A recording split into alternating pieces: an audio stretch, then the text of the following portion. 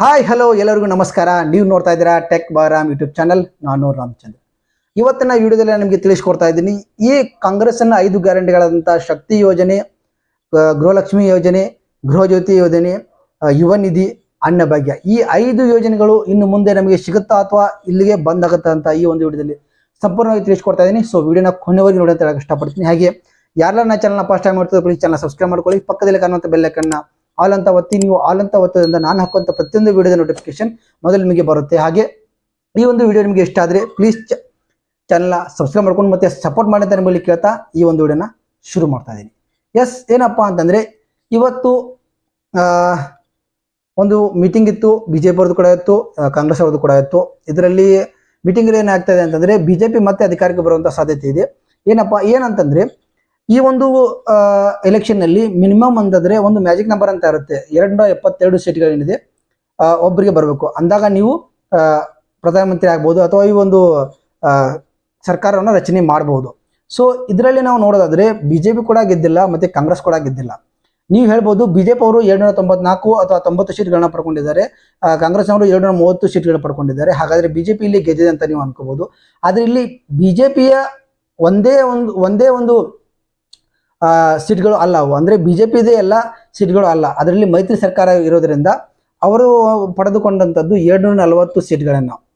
ಅಂತಂದರೆ ಇವರು ಕೂಡ 272 ನಂಬರ್ನ ಪಾರ್ ಮಾಡೋಕ್ಕಾಗಲಿಲ್ಲ, ಮತ್ತು ಕಾಂಗ್ರೆಸ್ ಅವರು ಕೂಡ 272 ನಂಬರ್ನ ಪಾರ್ ಮಾಡೋಕ್ಕಾಗಲಿಲ್ಲ. ಹೀಗಾಗಿ ಈ ಮೈತ್ರಿ ಸರ್ಕಾರದಲ್ಲಿ ಯಾರ ಕಡೆ ಹೆಚ್ಚು ಸೀಟ್ಗಳು ಬರುತ್ತೋ ಅವರು ಕೇಂದ್ರದಲ್ಲಿ ಮತ್ತೆ ಪ್ರಧಾನಮಂತ್ರಿಯಾಗಿ ಮುಂದುವರಿತಾರೆ. ಅಂತಂದರೆ ಇದರಲ್ಲಿ ನಿತೇಶ್ ರೆಡ್ಡಿ ಆಗಿರ್ಬೋದು ಮತ್ತು ನಾಯ್ಡು ಅವರಾಗಿರ್ಬೋದು, ಈ ಇಬ್ಬರು ಕೂಡ ಯಾರ ಕಡೆ ವಾಲ್ತಾರೋ ಆ ಒಂದು ಸರ್ಕಾರ ಏನಿದೆ ಈ ಒಂದು ಕೇಂದ್ರದಲ್ಲಿ ಮತ್ತೆ ಪ್ರಧಾನಮಂತ್ರಿ ಹುದ್ದೆಯಲ್ಲಿ ಅಥವಾ ಈ ಒಂದು ಸರ್ಕಾರನ ರಚನೆ ಮಾಡಬಹುದು. ಇದರಲ್ಲಿ ಇವಾಗ ನೋಡೋದಾದ್ರೆ BJP ಕಡೆ ಎಲ್ಲರೂ ಕೂಡ ಬರ್ತಾ ಇರೋದ್ರಿಂದ BJP ಮತ್ತೆ ಸರ್ಕಾರ ರಚನೆ ಮಾಡುತ್ತೆ ಅಂತ ಅನಿಸುತ್ತೆ. ಸೊ ಇದರಿಂದ ಏನಾಗ್ತದೆ ಅಂದರೆ ಕಾಂಗ್ರೆಸ್ ಹಿನ್ನಡೆ ಆದಂಥ ಸಂದರ್ಭದಲ್ಲಿ ಈ ಕಾಂಗ್ರೆಸ್ನ 5 ಗ್ಯಾರಂಟಿಗಳಾದಂಥ ನಾನು ಆಗಲೇ ಹೇಳಿದಂತೆ ಯುವ ನಿಧಿ ಆಗಿರ್ಬೋದು, ಶಕ್ತಿ ಯೋಜನೆ ಆಗಿರ್ಬೋದು, ಗೃಹಲಕ್ಷ್ಮಿ ಆಗಿರ್ಬೋದು, ಗೃಹ ಜ್ಯೋತಿ ಆಗಿರ್ಬೋದು, ಅನ್ನಭಾಗ್ಯ ಯೋಜನೆ ಆಗಿರ್ಬೋದು, ಈ 5 ಗ್ಯಾರಂಟಿಗಳು ಬಂದಾಗುತ್ತಾ ಅಂತ ನಾವು ವಿಚಾರ ಮಾಡ್ಬೇಕಂದ್ರೆ ಇದೊಂದು ಸಹಜ ಎಲ್ಲರಲ್ಲಿ ಬರುವಂಥ ಒಂದು ವಿಷಯ ಅಂತಾನೆ ಹೇಳ್ಬೋದು. ಏನಂತಂದ್ರೆ ಕೇಂದ್ರದಲ್ಲಿ ನಮ್ಮನ್ನ ಗೆಲ್ಲಿಸಿಕೊಡಿ, ನಾವು ಈ ಒಂದು 5 ಗ್ಯಾರಂಟಿಗಳನ್ನ ಮುಂದೆ ನಡೆಸ್ಕೊಂಡು ಹೋಗ್ತೀವಿ ಅಂತ ಉಪಮುಖ್ಯಮಂತ್ರಿ DK ಶಿವಕುಮಾರ್ ಆಗಿರ್ಬೋದು ಮತ್ತೆ ಮುಖ್ಯಮಂತ್ರಿ ಸಿದ್ದರಾಮಯ್ಯನವರಾಗಿರ್ಬೋದು ಈ ಒಂದು ಮಾತನ್ನ ಹೇಳಿದ್ರು.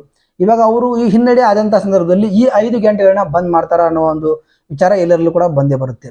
ಆದರೆ ಇದರಲ್ಲಿ ಏನಾಗ್ತಿದೆ ಅಂತಂದ್ರೆ ಅವರು ಈ ಒಂದು ವಿಷಯದ ಬಗ್ಗೆ ಇನ್ನೂ ಮಾತಾಡಿಲ್ಲ, ಅಂದ್ರೆ ಬಂದ್ ಮಾಡ್ತೀವಿ ಅಂತ ಎಲ್ಲೂ ಕೂಡ ಹೇಳಿಲ್ಲ.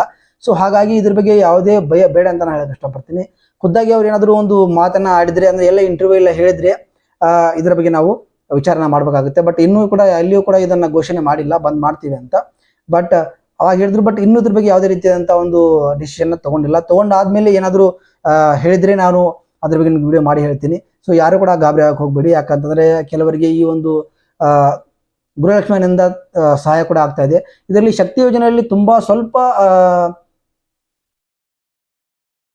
ಏನಂತೆ ನಾವು ಸ್ವಲ್ಪ ಅದು ಯೂಸ್ ಆಗ್ತಾ ಇಲ್ಲ ಅಂತಾನೆ ಹೇಳ್ಬೋದು. ಯಾಕಂತಂದ್ರೆ ಶಾಲಾ ಮಕ್ಕಳಾಗಿರ್ಬೋದು, ಈಗ ವಯಸ್ಸಾದವರಾಗಿರ್ಬೋದು, ಹೋಗಕ್ಕೆ ಬಸ್ಸಲ್ಲಿ ಜಾಗನೇ ಇಲ್ಲ ಮತ್ತು ಬಸ್ ಕೂಡ ಕಡಿಮೆ ಆಗಿದೆ ಅಂತಾನೆ ಹೇಳ್ಬೋದು. ಈ ರೀತಿ ತೊಂದರೆಗಳಾಗ್ತಾ ಇರೋದ್ರಿಂದ ಸ್ವಲ್ಪ ಜನಗಳು ಬೇಸತ್ತು ಕಾಂಗ್ರೆಸ್ಗೆ ಇದನ್ನ ವೋಟ್ ಹಾಕಿಲ್ಲ ಅಂತ ನಾನು ಅನ್ಕೊಳ್ತೀನಿ.